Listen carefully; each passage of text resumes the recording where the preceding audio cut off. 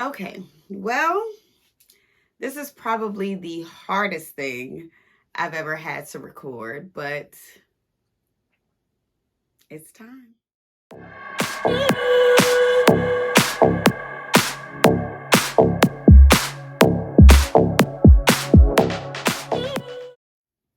Hey y'all, it's your favorite cousin at the cookout, Monica Makita. And baby, it's time we have a little chat. It's time that we get real about entrepreneurship and what it's really like to be a business owner. I'm officially done. Conscious Kingdom is closing. I started my brand back in 2015, and it really initially just started as a love letter to Black culture, and it was my response to the new powerful energy that we were all tapping into in response to more light being shed on the injustices that we deal with as Black people. So this was my response. Because of it, I've been blessed to sell over 35,000 units of handmade, unique, custom products, all celebrating Black culture, all dope. I mean, it's been a beautiful journey. I have styling credits with over 20 plus celebrities. I've had contracts with VH1, BET, Regal Cinemas. I was able to monetize all of my content. I've single-handedly hosted over 20 sold out events with like standing room only. I've been booked for fashion shows internationally. I've done so many fashion shows domestically, I've kind of lost count. I truly was able to establish a solid foundation and build this award-winning lifestyle brand centered around Blackness. And that really had became just like the foundation of my identity. People would see me and be like, hey, Conscious Kingdom, But I'm letting it all go. My brand, my baby, Conscious Kingdom is done. So I bet everybody's wondering why, okay? Listen, I'm going to be very honest and transparent here, y'all. Social media has really overly glamorized entrepreneurship to be this like facade and this like fancy life of nothing but multiple streams of income, designer bags, trips around the world. Everybody is a girl boss and everybody's thriving and they have the career and the successful business and the dope friendships and sisterhoods. And baby, I'm gonna be honest, this is not what this video will be about. I'm really gonna be brutally honest and give y'all the transparency of what life has been like for me. Baby, nothing about building a brand is glamorous. It's hard work, like real hard. And I'm real tired. In my Carisha voice, I'm tired, like real bad. Real bad. Hustle culture in this grind mode, always gotta get it, and get it. It has really programmed us to believe we must constantly be productive. We must constantly be in grind mode. Everything we do, it must be monetized. We got to offer it as a masterclass or a business or for sale. Everybody got booking info in their bios. Like, our worth has really started to become aligned with how much productivity we can generate. And you really have reached success when it's like, how much money can you make off of, these talents and different things that you have. Hustle culture has single-handedly kind of eliminated hobbies for people. It's like, oh, if you enjoy doing something and you're good at it, it needs to be a business. And that's just not healthy, y'all. Again, being completely transparent, I've operated on minimal hours of sleep for years now. I don't have the capacity to work my brand full time. So unlike what they show you on social media, I'm like, a lot of people glamorize this whole full-time entrepreneurship thing, and they don't really acknowledge, like, yeah, you were able to walk away from your career because you're sitting on a nest egg of a savings, or like your parents gave you, X amount of $1,000, or your husband or your boyfriend or partner is footing all of the actual bills, and you kind of can dabble and grow your brand. I don't really have that kind of blessing, baby. So I have been working full time in the midst of the 7 years that I've been running my brand. I have also been working full time in my career with the federal government. And during that time, I also served in the Army National Guard. So honestly, I have been working 3 full-time jobs while trying to, have a social life, see my family, actually look a little cute, work out a little bit. Like, baby, I'm tired. It is a lot of work, y'all. I remember pressing shirts like me on a heat press till like 2 or 3 in the morning, laying down for a few hours to get a couple hours of sleep, and going to work a full day at my full-time job, getting off from there, and then having to, pack a bag and drive down the 3 hours down to Virginia Beach, or, the 2.5 hours down to Richmond, to go and drill for the weekend for the Army, like to do my, mandatory time and hours for the Army. And again, all of that is just like off minimal sleep. Like, I remember, going to vending events and making appearances a couple days after funerals for family members. Like, I'm not even able to really fully grieve because I gotta, put my face on and be the friendly, charismatic business owner, in the midst of, like, dealing with some real emotions. I will never forget one of the hardest breakups I've ever had in a romantic sense. I literally found out he had a baby on the way, and I had to be on a panel a few hours later. Like, I couldn't even mentally process, that my long-term relationship had basically crumbled. And there I was, crumbling. But having to be on stage and show up and perform and be my brand, be that representation. Putting on makeup to hide bruises from physical altercations, but still vending and having to give like all of this great energy. Like, my body is sore, I'm tired, like all of it. Skipping lunch. I skipped lunch so many times to take my lunch break to go and ship orders. Missing out on family and friends, holiday events, birthdays, always having to show up late to the holiday, events because I'm vending, because I'm working, even in those moments, I wasn't able to really be fully engaged, because that's the thing about building a brand and social media. It's about access. It's about always engaging and always being up on, what's going on in the world, and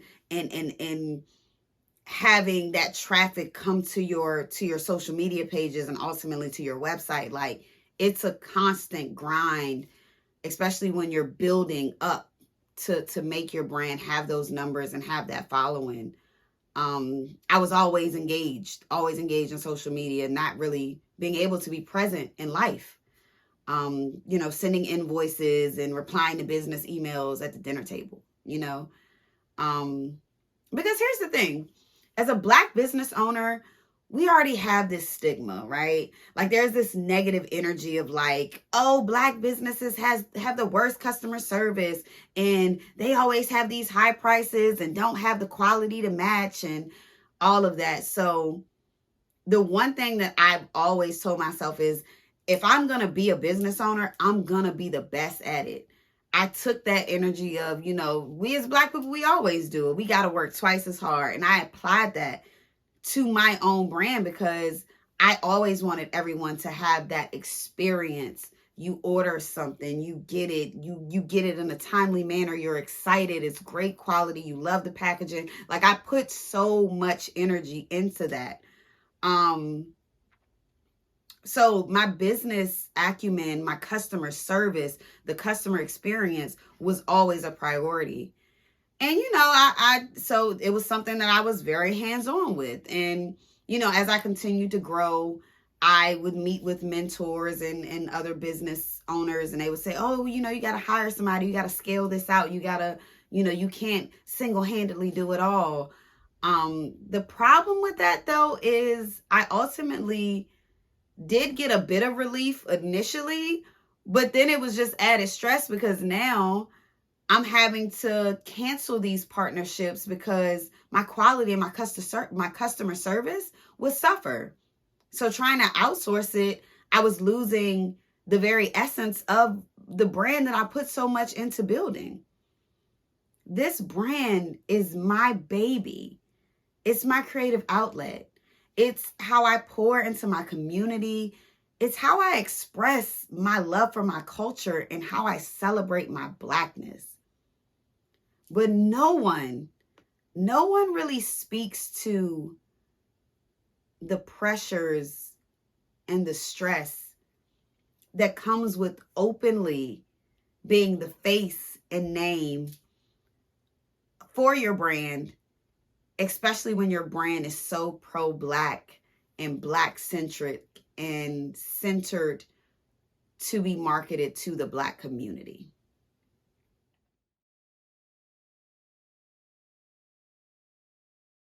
So the problem with constantly being engaged is there's never really a moment to disconnect, to have a sense of relief. I've never shied away from letting it be known that my brand was Black woman owned. Everybody know it's real blackety black up in here. But the words of Malcolm X that he spoke in 1962 are still very true right now in 2022. The most disrespected person in America is the Black woman. The person in America is the Black woman. The most unprotected person in America is the Black woman. Baby, my comments would be brutal. Like, just downright nasty. I built my social media page to not only display my products, but I also wanted it to be a resource for the community. I wanted to not only show, like I said, products and sales and marketing and all of that, but also show positive images of Black love and Black families and highlight Black accomplishments and news headlines about Black issues. I really just wanted it to be sort of a portal for Black culture. But because of that, I was constantly having debates in my comment section about like why Blackness should be centered. Why are we acknowledging it? Why isn't it all women are beautiful? Why is it Black women? Like, it was just like constantly being thrown at me. Just nasty comments filled with racism, personal attacks on, everything on how I look, saying that the brand was a scam, just like anything to kind of just throw salt, throw dirt on me as a person, me as the brand. I got a lot of that. Social media it's a can of worms when it comes to that, especially when, like I said, it's Black centered. So all your hashtags are, Black business, Black this, Black that. It's like the bots and, the racist trolls, kind of search you, like you're in their database of like, who I'm gonna bother today. And that's really what it was becoming. I had consistently daily trolls and I blocked, and they would come back or they would create new pages. Like, it was crazy. But even outside of the racist and the racism, like I said, I shared headlines about injustices against Black people. I made this more of a community forum where even if what happened to a family member or to you personally didn't make it to a national news syndication, I still open my platform to be a voice. Because that's the thing. Oftentimes, we don't really communicate enough to know what we all are experiencing. And knowing that we share that same human connection and those same human experiences connects us more as a people. So for me, my goal was always like, this will be a portal. It's like community forum. You let me know what's going on in Alabama. I'll let you know what's going on in DC. Like you show me what's going on what is Black life like in Seattle, Washington. Like I was always open to everyone kind of sharing their experiences and their stories. So I welcome that. I welcome that my DMs and my messages were always open. The downside of that, I would get just tons of messages, photos, tagged in comments and on even on other people's pages, to see these videos of Black people taking their last breath, Black people laid in a pool of their own blood, Black people slowly dying, Black people gasping for breath to live. It's like trauma porn. Just constantly videos and pictures of Black lifeless bodies. I never want to normalize that. I never want to see that and not feel something.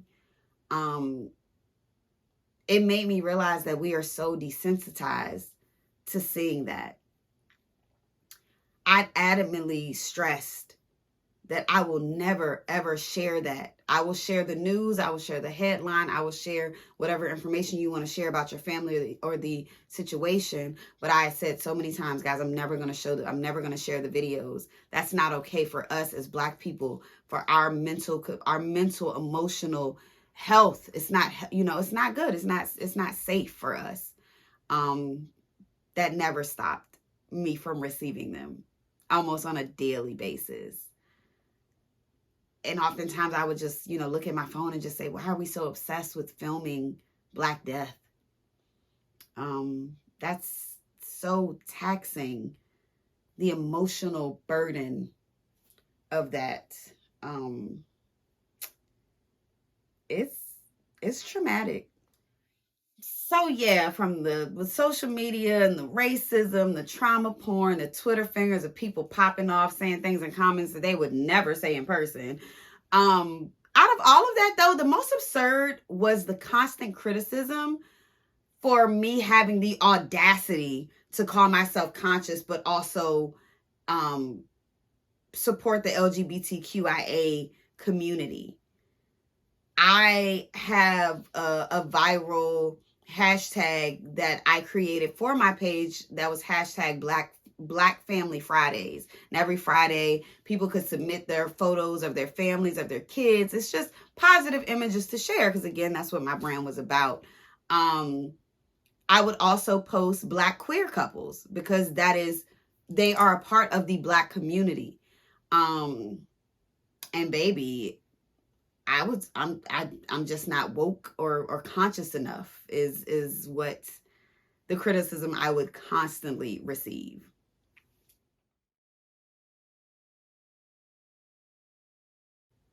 Truth be told, baby, the biggest mistake that I made was adding the word conscious in my brand name. Baby, woo child, if I could go back, I would definitely do things different. Like I said, the most frequent critique that I receive to this day is based on me not fitting in this box of, what a conscious, woke, pro-Black woman should be. The problem with those titles are that they often are very oppressive, especially to women, especially to Black women, especially to darker skinned Black women, because it's just another way to police our behaviors, our beliefs, and our appearance. it allows for no space for duality or balance when everyone expects you to be this kind of one-dimensional, one very specific type of way type of person. You know, it's all these rules for what a conscious woman is. A conscious woman doesn't wear the fake lashes. A conscious woman, you know, she doesn't twerk and she's not ratchet, and she definitely doesn't smoke hookah and drink Crown Royal, and, you know, she doesn't eat certain foods, and, you know, conscious women don't dress provocative or embrace their sexual freedom. You know, they adhere to these respectability politics, and they definitely don't curse, you know, because a conscious woman, you know, speaks with dignity and grace at all times. And essentially, you know, conscious women are supposed to be these earthly vegan goddesses who never have tempers, who are always mild-mannered and at peace and say peace and blessings and grand rising. And they definitely don't, you know, support the LGBTQ community. Like, you know, the conscious woman is supposed to be all these things. Well, baby, I'm some of those things, but I'm not all of those things all the time. Yes, I am pro-Black and I am conscious because I believe in freedom and abundance as a birthright for all Black folks. I embrace those that most of y'all deny. I celebrate the hood girls. Those my people, the very people that y'all discard. I draw them in closer.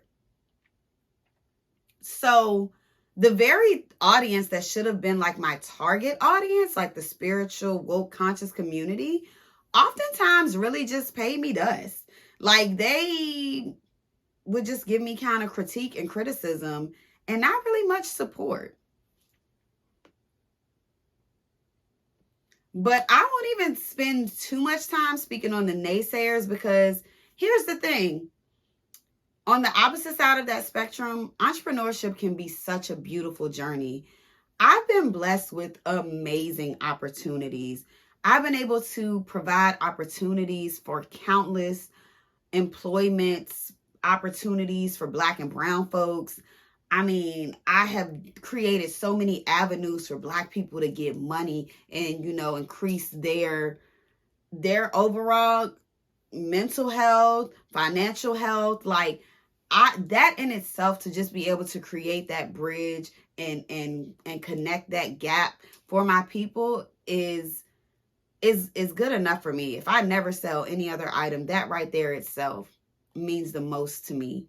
To be able to take the money that I generate from my brand and create scholarships for young Black students who are graduating high school, or students who are in their early years of college who are struggling. Like the fact that I can literally take the money that I made from my creations and buy families that are in need school supplies and school clothes. When the pandemic hit, helping those families get the proper Wi-Fi set up in their homes, the proper devices. Like, I will never forget the amount of support that my brand received when I did Tees for Tech, which is, I did a live Facebook sale, just selling all my t-shirts on discount and taking that money and flipping it and buying iPads and tablets for those families, and laptops for the families that didn't have it, that weren't prepared for school from home when the pandemic hit. Like those are the blessings that this business has garnered for me. I sourced so many of my materials directly from Ghana. So not only was I circulating the Black dollar in this country, I was also able to pour into the motherland. My brand also allowed me to tap into podcasting. And, you know, through that, I was able to unlock the passion that I have for storytelling and really giving people a platform to tell their journey.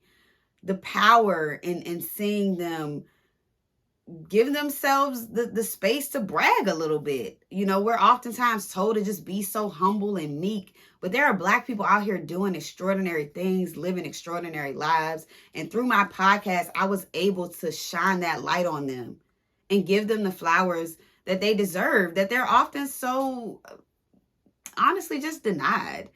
So I've come to learn, though, that that's my passion and that's my purpose, to continue to shine light on the amazingly beautiful intricacies that encompass all that is Blackness. So I said all of that to say, y'all, I am walking away. It's given very much Lauryn Hill on Zion when they told her, look at your career. They said, Lauryn, baby, use your head. And sis said, but instead I chose to use my heart. And that's what I'm giving y'all. I am walking away. I'm walking away from the constraints. I'm walking away from the need to fit into these boxes of what people say I should be or how I should act, or, oh, you should do this with your brand because you're this. I am walking away. I'm walking away from the oppression of misogynoir. I am walking away from having to battle all of the people who are mimicking the designs that I do. Like, baby, I'm letting it go. Y'all can have it. Y'all can have it. Everything must go. Conscious Kingdom is closing. Everything must go from now until the end of the month. Everything is for sale. It's giving major liquidation, y'all. The lowest prices you will ever see on all these items. Everything is on sale until the last item is gone. But of course, we're always going to still make sure you get that good shipping time, that good quality customer service. But we are closing, y'all. Conscious Kingdom is closing and I am walking away. Yes. But I have to thank every single one of you. Every purchase, every like, every share, every comment, every word of mouth suggestion, every single order truly helped me to manifest the dream that I had since I was just a little girl in a small town called Charles City County, scribbling designs in my little kitty notebook. When I was like 7 or 8, I would draw outfits and I called it MDW Fashions. So to fast forward now to be 31 years old and have accomplished everything that I have with my brand. Whew. I give thanks. I thank y'all. I can't thank y'all enough. So thank you all who have rode this journey with me. I am so very grateful. From here, I'm focusing on my true passions. From here, I'm pouring my talents into what serves me and my community. From here, I embrace just my full authenticity. And not what social media tells me to be or what works, or, following the trend of what everybody else got going on. From here, I embrace soft life. I release hustle culture and grind mode, and I am fully tapping into soft life, where I don't have to chase what is already and automatically flowing towards me. I release the need to constantly be in hustle mode. From here, I embrace rest and I embrace abundance. From here, I do it all with intention. I do it all with purpose, from my own strength, from my own resilience, from my own courage, from pure unconditional love. From here. Thank you.